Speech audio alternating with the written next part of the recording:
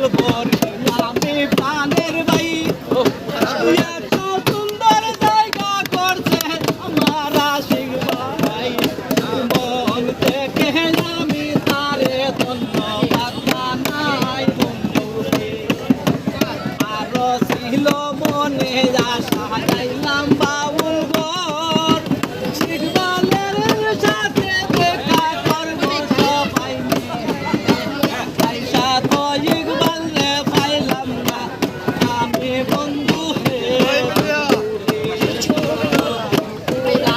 নাম দেখে দেখা করতে যাইলাম চলে